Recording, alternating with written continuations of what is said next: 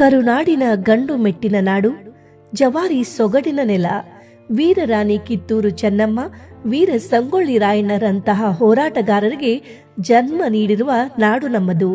ಅಪ್ಪಟ ಬಂಗಾರದಂತಹ ಮಣ್ಣು, ಮನುಷ್ಯರು ಕೂಡ. 7 ನದಿಗಳ ಬೀಡು, ಸಮೃದ್ಧಿಯ ನಾಡು. ಉತ್ತರ ಕರ್ನಾಟಕದ ಮಂದಿಯ ಭಾಷೆ ಹೊರಟಾದರೂ ಕೂಡ ಮನಸ್ಸು ಮಾತ್ರ ಬೆಣ್ಣೆಯಂತೆ ಮೃದು. ಹಿಡಿದ ಕೆಲಸ ಆಗುವ ತನಕ ಬಿಡದಂತೆ ವಿರಮಿಸಿಕೊಳ್ಳದ ಜನ ನಮ್ಮವರು. ಇಂತಹ ಉತ್ತರ ಕರ್ನಾಟಕದ 2ನೆಯ ರಾಜಧಾನಿ ನಮ್ಮ ಬೆಳಗಾವಿಯ ಹೆಮ್ಮೆಯ ಮಗನಾಗಿ ಈ ನಾಡಿನ ಎಲ್ಲ ವೈಶಿಷ್ಟ್ಯಗಳೊಂದಿಗೆ ಜನ್ಮ ತಾಳಿದವರು ಶ್ರೀ ಉಮೇಶ್ ವಿಶ್ವನಾಥ್ ಕತ್ತಿಯವರು.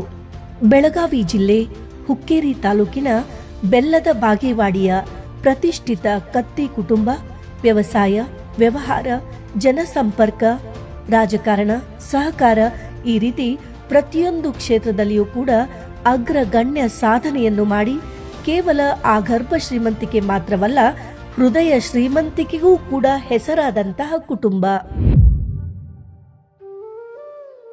ಕೃಷಿಯಲ್ಲಿ ಬಹಳಷ್ಟು ಆಸಕ್ತಿಯನ್ನು ಹೊಂದಿದಂತಹ ಉಮೇಶ್ ಕತ್ತಿಯವರು ರಾಜಕೀಯದ ಬಗ್ಗೆ ಅಷ್ಟಾಗಿ ಇಚ್ಛೆಯನ್ನು ಮೊದಮೊದಲು ತೋರಿಸಲಿಲ್ಲ.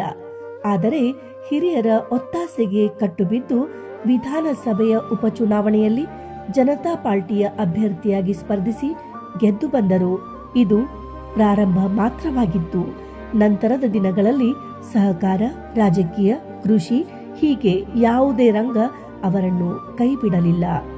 1995ರಲ್ಲಿ ಸಂಕೇಶ್ವರದ ಹೀರಾ ಸಕ್ಕರೆ ಕಾರ್ಖಾನೆಯ ಚುನಾವಣೆಯಲ್ಲಿ ತಮ್ಮ ಅಭಿಮಾನಿಗಳನ್ನು ನಿಲ್ಲಿಸಿ ಇಡೀ ಪ್ಯಾನೆಲ್ ಆರಿಸಿ ಬರುವಂತೆ ಮಾಡಿದರು. ತನ್ನ ಪ್ರೀತಿಯ ತಮ್ಮ ರಮೇಶ್ ಕತ್ತಿಯವರನ್ನು ಕಾರ್ಖಾನೆಯ ಚೇರ್ಮನ್ ರಾಗಿ ಮಾಡಿ ಕಾರ್ಖಾನೆಯ ಸಮಗ್ರ ಅಭಿವೃದ್ಧಿಗೆ ಕಾರಣೀಕರ್ತರಾದರು. ಉಮೇಶ್ ಕತ್ತಿಯವರು 1985, 1989, 1994ರ ಚುನಾವಣೆಗಳಲ್ಲಿ ಜನತಾ ಪಕ್ಷದಿಂದ ಹಾಗೂ 1999ರಲ್ಲಿ ಜನತಾದಳ ಸಂಯುಕ್ತ ಪಕ್ಷದಿಂದ, 2008ರಲ್ಲಿ ಜಾತ್ಯತೀತ ಜನತಾದಳ, 2009, 2013, 2018ರಲ್ಲಿ ಭಾರತೀಯ ಜನತಾ ಪಕ್ಷದಿಂದ ಸ್ಪರ್ಧಿಸಿ 8 ಸಾರಿ ಗೆದ್ದು ದಾಖಲೆಯನ್ನು ನಿರ್ಮಿಸಿದ್ದಾರೆ.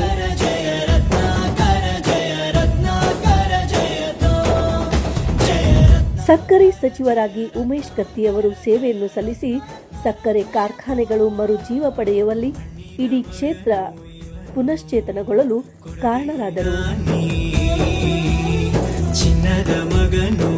1996ರಲ್ಲಿ ಲೋಕೋಪಯೋಗಿ ಇಲಾಖೆ ಸಚಿವರಾಗಿ ರಾಜ್ಯ ಹೆದ್ದಾರಿಗಳು, ಜಿಲ್ಲಾ ಹೆದ್ದಾರಿಗಳನ್ನು ಹಾಗೂ ಗ್ರಾಮೀಣ ರಸ್ತೆಗಳ ಸುಧಾರಣೆಗೆ ಅದ್ಭುತವಾದ ಕ್ರಮಗಳನ್ನು ಕೈಗೊಂಡರು. 2010ರಲ್ಲಿ ಕೃಷಿ ಸಚಿವರಾಗಿ ರಾಜ್ಯದ ಇತಿಹಾಸದಲ್ಲಿಯೇ ಮೊದಲ ಬಾರಿಗೆ ಅವರು ಪ್ರತ್ಯೇಕ ಕೃಷಿ ಬಜೆಟ್ ಮಂಡಿಸಿ ರೈತರ ಬಗ್ಗೆ ತಮಗಿದ್ದಂತಹ ಕಾಳಜಿಯನ್ನು ತೋರಿಸಿದರು. ರಾಜ್ಯದ ರೈತ ಸಮುದಾಯಕ್ಕೆ ಹೆಚ್ಚಿನ ಪ್ರಯೋಜನ ನೀಡಲು ಸುವರ್ಣ ಭೂಮಿ ಯೋಜನೆ ಜಾರಿಗೆ ತಂದರು. ಇವರ ಅವಧಿಯಲ್ಲಿಯೇ ರಾಜ್ಯದ ಕೃಷಿ ಇಲಾಖೆಗೆ ಕೃಷಿ ಕರ್ಮಣಿ ಪ್ರಶಸ್ತಿ ಸಿಕ್ಕಿದ್ದು. ಬೆಳಗಾವಿಯಲ್ಲಿ ಎಸ್ ನಿಜಲಿಂಗಪ್ಪ ಸಕ್ಕರೆ ಸಂಸ್ಥೆಯನ್ನು ಆರಂಭಿಸಿ ಶಿವಮೊಗ್ಗದಲ್ಲಿ ಮೊದಲ ಕೃಷಿ ಮತ್ತು ತೋಟಗಾರಿಕೆ ಸಮಗ್ರ ವಿಶ್ವವಿದ್ಯಾಲಯವನ್ನು ಪ್ರಾರಂಭಿಸಿದರು. 2011ರಲ್ಲಿ ಬೆಳಗಾವಿಯಲ್ಲಿ ನಡೆದಂತಹ ವಿಶ್ವ ಕನ್ನಡ ಸಮ್ಮೇಳನ ಅದು ಸಮಸ್ತ ಕನ್ನಡಿಗರ ಪಾಲಿಗೆ ಅವಿಸ್ಮರಣೀಯ. ಈ ಸಮ್ಮೇಳನವನ್ನು ಯಶಸ್ವಿಯಾಗಿ ಜರುಗಿಸಲು ಉಮೇಶ್ ಕತ್ತಿಯವರು ಪ್ರಮುಖ ಪಾತ್ರವನ್ನು ವಹಿಸಿದರು. 2021ರಲ್ಲಿ ಆಹಾರ, ನಾಗರಿಕ ಸರಬರಾಜು, ಗ್ರಾಹಕ ವ್ಯವಹಾರಗಳು ಮತ್ತು ಕಾನೂನು ಮಾಪನಶಾಸ್ತ್ರ ಇಲಾಖೆಯ ಸಚಿವರಾಗಿ ಸಾರ್ವಜನಿಕ ವಿತರಣಾ ವ್ಯವಸ್ಥೆಯನ್ನು ಪರಿಣಾಮಕಾರಿಯಾಗಿ ಅನುಷ್ಠಾನಗೊಳಿಸಿದರು. ರಾಜ್ಯ ಸರ್ಕಾರದಿಂದ 3 ಲಕ್ಷ ಹೊಸ ಪಡಿತರ ಚೀಟಿ ಅರ್ಜಿದಾರರಿಗೆ 10 ಕೆಜಿ ಅಕ್ಕಿಯನ್ನು ಉಚಿತವಾಗಿ ವಿತರಿಸಲು ಕ್ರಮ ಕೈಗೊಂಡರು. ಕೋವಿಡ್ ಸಂದರ್ಭದಲ್ಲಿ ಯಾರಿಗೂ ಸಮಸ್ಯೆಗಳಾಗದಂತೆ ಸಾರ್ವಜನಿಕರ ಮೂಲಭೂತ ಬೇಕು ಬೇಡುಗಳನ್ನು ತಾವೇ ಖುದ್ದಾಗಿ ನಿಂತು ನೋಡಿಕೊಂಡು ಉಮೇಶ್ ಕತ್ತಿಯವರು ತಮ್ಮ ಜನತೆಯ ಮೇಲೆ ಇಟ್ಟಂತಹ ಅಪಾರ ಪ್ರೀತಿಗೆ ಸಾಕ್ಷಿ ಒದಗಿಸಿದರು.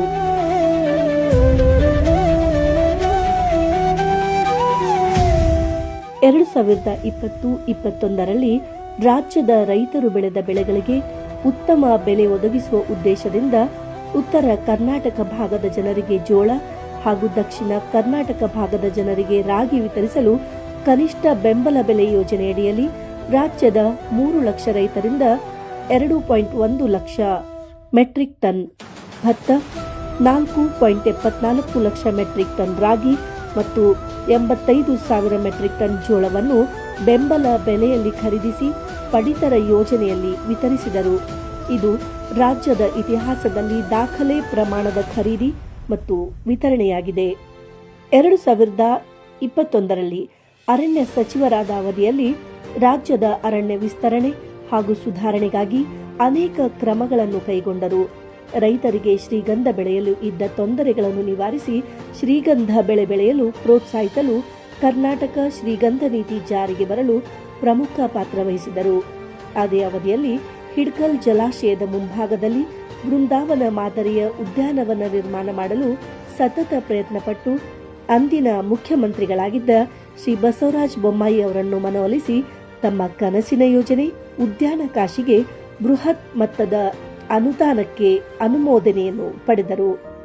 ಬಂದಿ ಇಲಾಖೆಯ ಸಚಿವರಾಗಿ ಇವರು ಸಲ್ಲಿಸಿದಂಥ ಸೇವೆ ಮತ್ತು ಇವರು ಕೈಗೊಂಡಂಥ ಕ್ರಮಗಳು ನಿಜಕ್ಕೂ ಕೂಡ ಪರಿಣಾಮಕಾರಿ ಮತ್ತು ಅಪ್ರತಿಮ. ತೋಟಗಾರಿಕೆ ಸಚಿವರಾಗಿದ್ದಾಗ ತೋಟಗಾರಿಕೆಯ ಮಹತ್ವ ಮತ್ತು ವಿಸ್ತರಣೆಗೆ ಸಂಶೋಧನೆ ಮತ್ತು ಅಭಿವೃದ್ಧಿಯ ಅಗತ್ಯವನ್ನು ಅರಿತುಕೊಂಡು ಬಾಗಲಕೋಟೆಯಲ್ಲಿ ಕರ್ನಾಟಕದ ಮೊದಲ ಮತ್ತು ಭಾರತದ 2ನೆಯ ತೋಟಗಾರಿಕೆ ವಿಶ್ವವಿದ್ಯಾಲಯವನ್ನು ವಿಶೇಷ ಸುಗ್ರೀವಾಜ್ಞೆಯ ಮೂಲಕ ದಿನಾಂಕ 22/11/2008 ಪ್ರಾರಂಭಿಸಿದರು. ಬಾಗಲಕೋಟೆ, ಮೈಸೂರು, ಮುನಿರಾಬಾದ್, ಕೋಲಾರ, ಬೀದರ್, ಹಿರಿಯೂರು ಹೀಗೆ 6 ಹೊಸ ತೋಟಗಾರಿಕೆ ಮಹಾವಿದ್ಯಾಲಯಗಳನ್ನು ಸ್ಥಾಪಿಸಿದರು. ಹುಕ್ಕೇರಿಯ ಬಳಿ ಬಡಕುಂದ್ರಿ, ಶ್ರೀನಿವಾಸಪುರ ಬಳಿ ಹೊಗಳಕೆರೆ, ಧಾರವಾಡ ಸಮೀಪದ ಕುಂಬಾಪುರ, ಸೋಮನಹಳ್ಳಿಗಳಲ್ಲಿ ತೋಟಗಾರಿಕೆ ಸಂಶೋಧನಾ ಕೇಂದ್ರಗಳನ್ನು ಹಾಗೂ ಹಾವೇರಿಯಲ್ಲಿ ಆಹಾರ ತಂತ್ರಜ್ಞಾನ ಕಾಲೇಜು ಆರಂಭಿಸಿದರು. ಕರ್ನಾಟಕದ ದ್ರಾಕ್ಷಿ ಬೆಳೆಗಾರರ ಕಲ್ಯಾಣಕ್ಕಾಗಿ ಕರ್ನಾಟಕ ದ್ರಾಕ್ಷಿ ಸಂಸ್ಕರಣೆ ಮತ್ತು ವೈನ್ ನೀತಿಯನ್ನು ಜಾರಿಗೆ ತಂದರು. ಡಿಪ್ಲೊಮಾ ತೋಟಗಾರಿಕೆ ಕಾಲೇಜುಗಳನ್ನು 5 ತೋಟಗಾರಿಕಾ ತರಬೇತಿ ಕೇಂದ್ರಗಳನ್ನು ಮೇಲ್ದರ್ಜೆಗೆ ಏರಿಸಿದರು. ಬಂದಿಖಾನೆ ಸಚಿವರಾಗಿದ್ದಾಗ ಕರ್ನಾಟಕದ ಬಹುತೇಕ ಎಲ್ಲ ಕಾರಾಗೃಹಗಳಿಗೆ ಭೇಟಿ ನೀಡಿ ಮೂಲಭೂತ ಸೌಕರ್ಯಗಳ ಸುಧಾರಣೆಗೆ ಅನೇಕ ಕಾರ್ಯಕ್ರಮಗಳನ್ನು ಹಮ್ಮಿಕೊಂಡರು. ಜೈಲಿನಲ್ಲಿ ಕೈದಿಗಳು ಮೊಬೈಲ್ ಫೋನ್ ಬಳಸುವುದನ್ನು ತಪ್ಪಿಸಲು ಜೈಲಿನಲ್ಲಿ ಜಾಮರ್ಗಳನ್ನು ಅಳವಡಿಸಲು ಕ್ರಮ ಕೈಗೊಂಡರು. ಕೈದಿಗಳ ಚಟುವಟಿಕೆಗಳನ್ನು ಮೇಲ್ವಿಚಾರಣೆ ಮಾಡಲು ಸಿಸಿಟಿವಿ ಭದ್ರತಾ ವ್ಯವಸ್ಥೆಗಳನ್ನು ಇವರ ಅವಧಿಯಲ್ಲಿ ಕೈಗೊಳ್ಳಲಾಯಿತು.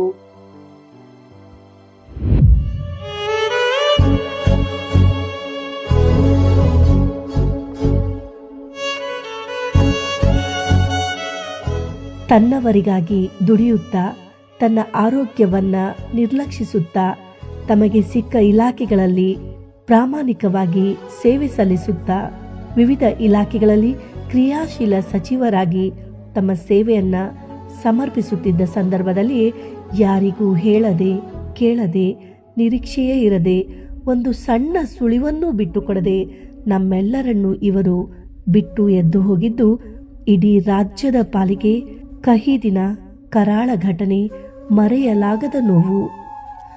2022 ಸೆಪ್ಟೆಂಬರ್ 6 ಸಂಜೆ ಉಮೇಶ್ ಕತ್ತಿಯವರಿಗೆ ಬೆಂಗಳೂರಿನ ಅವರ ನಿವಾಸದಲ್ಲಿ ಹೃದಯಾಘಾತವಾದ ಸುದ್ದಿ ಹರಡುತ್ತಿದ್ದಂತೆಯೇ ಇಡೀ ರಾಜ್ಯವೇ ಮೌನಕ್ಕೆ ಶರಣಾಯಿತು. ಎಲ್ಲೆಲ್ಲೂ ಮಾತಿಲ್ಲ, ಎಲ್ಲೆಲ್ಲೂ ಬೆಳಕಿಲ್ಲ, ಎಲ್ಲೂ ಸಂಚಲನವೇ ಇಲ್ಲ. ಇಡೀ ರಾಜ್ಯ ಸ್ತಬ್ಧವಾಗಿತ್ತು. ಉತ್ತರ ಕರ್ನಾಟಕದ ಜನ ಅಳಲು ಕಣ್ಣೀರು ಕೂಡ ಬಾರದಂತೆ ದಿಗ್ಭ್ರಮೆಯಿಂದ ನಿಂತಿದ್ದರು. ಇಲ್ಲಿ ಕ್ಷೇತ್ರದ ಜನತೆಯ ಜೊತೆಗೆ ನಿಜವಾಗಿಯೂ ಯಾರಾದರೂ ಅನಾಥವಾಗಿದ್ದರೆ ಅದು ಉಮೇಶ್ ಕತ್ತಿಯವರ ತಮ್ಮ ಅಲ್ಲಲ್ಲ, ಅವರ ಹಿರಿಯ ಮಗ ರಮೇಶ್ ಕತ್ತಿಯವರು.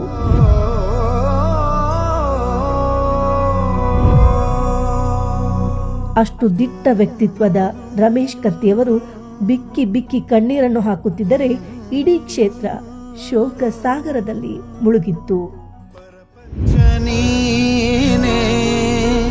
ನನ್ನ ಪರಪಂಚ ನೀನೇ,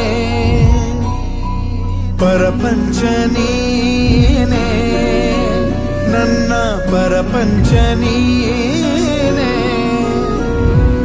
ನೀನೇ ಎಲ್ಲ ಬೇರೇನಿಲ್ಲ, ಪರಪಂಚ ನೋವೆಲ್ಲವನ್ನು ನುಂಗಿ ನಿರ್ಲಿಪ್ತಳಾಗಿ ಮಕ್ಕಳು ಮೊಮ್ಮಕ್ಕಳಿಗಾಗಿ ಶ್ರೀಮತಿ ಶೀಲಾ ಉಮೇಶ್ ಕತ್ತಿಯವರು ನಗೆಯ ಮುಖವಾಡವನ್ನ ತೊಟ್ಟಿದ್ದರೆ, ಇದೀಗ ಹುಕ್ಕೇರಿ ಶಾಸಕರಾಗಿರುವ ನಿಖಿಲ್ ಉಮೇಶ್ ಕತ್ತಿ ಹಾಗೂ ರಾಜಕಾರಣದಲ್ಲಿ, ಸಹಕಾರ ಕ್ಷೇತ್ರದಲ್ಲಿ, ಕೃಷಿ ಕ್ಷೇತ್ರದಲ್ಲಿ ತಮ್ಮದೇ ಆದಂತಹ ವಿಶಿಷ್ಟ ಸೇವೆಯನ್ನು ಸಲ್ಲಿಸುತ್ತಿರುವ ಯುವ ನಾಯಕರಾಗಿರುವ ಪೃಥ್ವಿ ರಮೇಶ್ ಕತ್ತಿ ಹಾಗೂ ಪವನ್ ರಮೇಶ್ ಕತ್ತಿ ಅವರ ರಾಜಕೀಯ ಭವಿಷ್ಯವನ್ನು ಬಲಪಡಿಸಲು ರಾಜನಿಲ್ಲದ ರಥವನ್ನು ಸಾರಥಿಯಾಗಿ ಮುನ್ನಡೆಸುತ್ತಿದ್ದಾರೆ ಶ್ರೀ ರಮೇಶ್ ವಿಶ್ವನಾಥ್ ಕತ್ತಿಯವರು.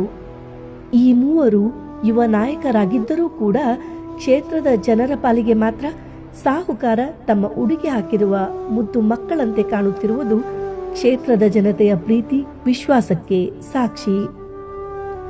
ಗ್ರಾಮೀಣ ಸೊಗಡಿನ ನೇರ ನಡೆನುಡಿಯ ಉತ್ತರ ಕರ್ನಾಟಕದ ಕನಸುಗಾರ, ಅಭಿವೃದ್ಧಿಯ ಹರಿಕಾರ, ಯಾವುದೇ ಮುಲಾಜಿಲ್ಲದೆ ನೇರವಾಗಿ ಮಾತನಾಡುತ್ತಿದ್ದ ನಿಷ್ಠುರವಾದಿ, ಜನಾನುರಾಗಿ, 35 ವರ್ಷಗಳ ರಾಜಕೀಯ ಅನುಭವದ ಮುತ್ಸದ್ದಿ, ಸದಾ ಕೃಷಿಕರಿಗಾಗಿಯೇ ಮಿಡಿಯುತ್ತಿದ್ದ ಅಪ್ಪಟ ರೈತ, ರಾಜ್ಯ ರಾಜಕಾರಣದಲ್ಲಿ ಬೆಳಗಾವಿಗೊಂದು ಕಿರೀಟವಿಟ್ಟಂತ ಕಾಯಕಯೋಗಿ, ಪ್ರತಿಷ್ಠಿತ ಕತ್ತಿ ಮನೆತನದ ಮಹಾರಾಜ, ನಮ್ಮನ್ನೆಲ್ಲ ಬಿಟ್ಟು ಮರಳಿ ಬಾರದ ಊರಿಗೆ ಹೋಗುವಾಗಲೂ ಮುಖದ ಮುಗುಳು ನಗೆಯನ್ನು ಮಾಸಲು ಬಿಡದೆ ನನ್ನ ಕನಸುಗಳನ್ನು ಕೈ ಹಿಡಿದು ನೀವೆಲ್ಲ ಮುನ್ನಡೆಸಿ ಅನ್ನೋ ಒಂದು ಸಂದೇಶವನ್ನು ಕೊಡುತ್ತಲೇ ಹೋದರು. ಮಾತನಾಡಲು ಶಬ್ದ ಸಾಲದು, ಪ್ರೀತಿಯನ್ನು ಹೇಳಿಕೊಳ್ಳಲು ಸಮಯ ಸಾಲದು, ದುಃಖವನ್ನು ತೋಡಿಕೊಳ್ಳಲು ಕಣ್ಣೀರು ಸಾಲದು. ಸಾಹುಕಾರರೇ, ನಿಮ್ಮ ಕನಸುಗಳನ್ನು ಕರಗಲು ಬಿಡಲಾರೆವು ನಾವು. ಇಡೀ ಕ್ಷೇತ್ರದ ಜನ ಒಟ್ಟಾಗಿ ಸಾಗುವೆವು ನೀವು ತೋರಿಸಿದ ದಾರಿಯಲ್ಲಿ. ಕತ್ತಿ ಪರಿವಾರದ ಕುಡಿಗಳನ್ನು ನಮ್ಮ ಮಡಿಲ ಮಕ್ಕಳಂತೆ ನೋಡಿಕೊಳ್ಳುವ ಭರವಸೆ ನಮ್ಮದು. ಇಂದಿಲ್ಲಿ ಸೇರಿರುವ ಪರಮ ಪೂಜ್ಯರ ದಿವ್ಯ ಸಾನ್ನಿಧ್ಯದಲ್ಲಿ, ನಾಡಿನ ಹಿರಿಯ ಮುಖಂಡರ ಸಮ್ಮುಖದಲ್ಲಿ ನಮ್ಮೂರ ದೊರೆ, ಕರುನಾಡು ಕಂಡ ಅಪರೂಪದ ಮಾಣಿಕ್ಯ, ಲಿಂಗೈಕ್ಯ ಶ್ರೀ ಉಮೇಶ್ ವಿಶ್ವನಾಥ್ ಕತ್ತಿಯವರಿಗೆ ಇದೊಂದು ಗೌರವಪೂರ್ವಕ ನುಡಿ ನಮನ.